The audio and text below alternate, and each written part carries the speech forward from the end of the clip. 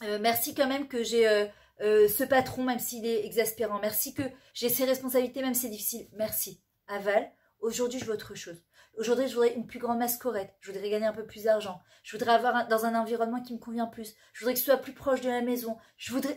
Demande ce que tu veux sans râler. Défini. Donc, quelles seraient les questions qu'on devrait se poser? Où j'en suis aujourd'hui? Par exemple, Stam, j'occupe le même poste depuis 5 ans, je m'ennuie. L'ambiance, elle est pesante, il y a trop de non-dits, il y a des incompréhensions. Ok, donc en fait, j'ai envie de changer de métier, j'ai envie de changer d'Avira. Ok, donc définis de manière, une fois que tu as mis les choses négatives sur papier, tu vas transformer toutes ces choses négatives en positives comme une fila. Et je vous assure que ça marche. Je vous le dis sur moi, plein de choses que j'ai essayé de faire et que je le faisais en grognant, ça n'a rien donné. Et quand j'ai compris qu'en fait, ça donnait rien du tout, je me suis dit, tu sais quoi? Marque d'abord, David Amener qui dit, Dover et mettre Bilbao. Tu peux pas faire mytho, ah merci Hachem, et à l'intérieur, t'as envie d'exposer. Ça marche pas non plus. C'est d'abord émettre dans ton cœur d'abord. Hachem, c'est difficile pour moi. Ça. Et après, tu dis, c'est quoi? Maintenant, merci pour toutes ces difficultés.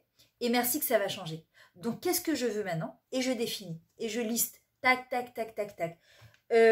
Si je pouvais réussir totalement dans ce domaine, le méchané, mon couple, par exemple, qu'est-ce que j'aimerais? J'aimerais retrouver la flamme du départ, j'aimerais plus de complicité, j'aimerais plus de temps avec mon mari, j'aimerais changer de maison avec lui, j'aimerais qu'il y ait plus d'entente avec les enfants, qu'on se prenne moins la tête à cause des ados. Qu'est-ce que j'aimerais? Donc, on définit d'abord ce qu'on veut plus et après ce qu'on veut. J'ai envie de faire ma LIA, hein, Yehudit, mais c'est compliqué. Oui. Voilà, Bezrat Hachem. Oui. Alors, maintenant, c'est quoi mes peurs de la LIA?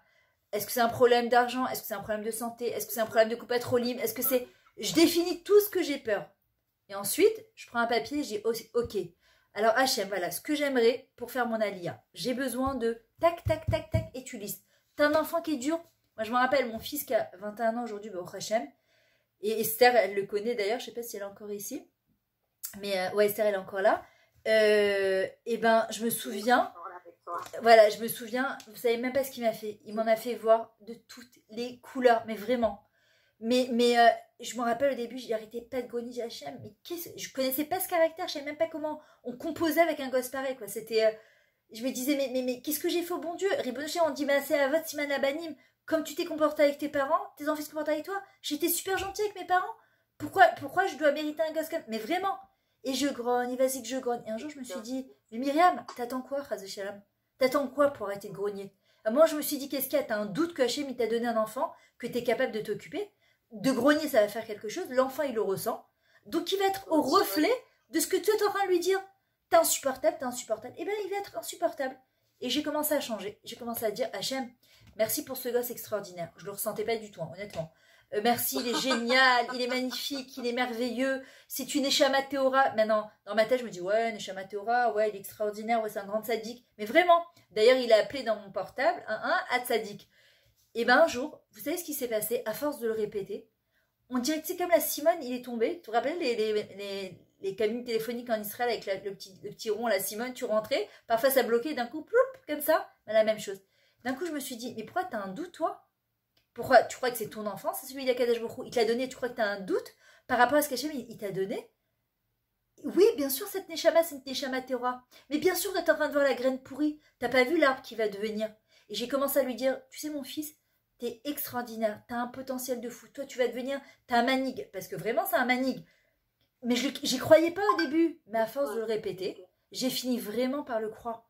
Et aujourd'hui, j'ai un lien avec ce gosse qui est extraordinaire. Pourquoi? Parce qu'il m'a fait sortir de mes gonds au début, et après il m'a fait faire un vrai lechlecha. Je me t'ai dit, quand tu as grogné, tu obtiendras la réalité que tu as créée avec tes mots et avec tes grognes. Change ton dibour, et ça demande de casser son ego. Pourquoi je changerais? Hachem m'a donné un enfant qui est dur, ok, maintenant Zemachiyesh. Donc c'est toi qui choisis. Tu peux aller à droite, tu peux aller à gauche. Maintenant qu'est-ce que tu as envie? Que ce gosse il sorte le mieux. Et ben dis-lui qu'il est au top. Même si tu crois pas au début, c'est pas grave. Ton mari, c'est pareil. Et des fois, t'en as par-dessus la tête. J'en peux plus, j'en peux plus, j'en peux plus. Mais quand même, on est un peu maso, c'est qu'on décide quand même de rester avec nos maris. Pour toutes les bonnes raisons du monde. Parce que financièrement, on a peur. Parce qu'on va pas, pour nos enfants, divorcer. Parce que je sais pas quoi. C'est du masochisme. C'est-à-dire que si je décide de rester avec lui, moi, en tout cas, c'est ma chita. Moi, je décide pas de rester dans mon mariage avec mon mari que parce que j'ai pas le choix. Haine d'avoir casé. Je décide de rester avec mon mari, ok. Moi, en tout cas, je vais tout faire pour raviver la femme. Je vais tout faire, quitte à aller voir quelqu'un pour me faire aider, pour qu'il y ait de la complicité, pour obtenir de mon couple, parce qu'il y a dans les films ce que moi j'ai envie de rêver dans mon couple. Mais grogner sur mon mari toute la journée, ça changeait. D'ailleurs, il y avait une femme qui était partie voir un rave. Elle lui a dit, je n'en peux plus de mon mari, j'en peux plus, je veux divorcer. Il lui a dit, essaye ça. Elle a dit, j'ai essayé, essaye ça. Tout essayé, bah sauf, elle dit, il n'y a rien qui marche. Il lui dit, tu sais quoi, je te demande une seule chose. Arrête de grogner et tous les matins, tu vas ouvrir la fenêtre et tu vas dire, Hachem, merci pour ce mari extraordinaire que tu m'as donné. Elle lui dit, non, t'as pas compris là. Je peux pas me le voir, comment je vais te dire, merci pour ce mari extraordinaire. Il lui dit, essaye, qu'est-ce que tu perds? Et elle a commencé à faire ça. Elle a commencé à dire, tous les matins, elle ouvrait. Au début, elle ouvrait sa fenêtre et en fait, difficilement, elle a l'impression que ça rouillait. Et elle disait, Hachem, merci pour ce mari extraordinaire que tu m'as donné envie de vomir. Un jour, 2 jours, 3 jours, au bout de 10 jours, elle est partie voir le rave. Elle lui a dit, mais vous avez raison. J'étais tellement dans un état d'esprit négatif, surtout les femmes, on est très obsessionnels.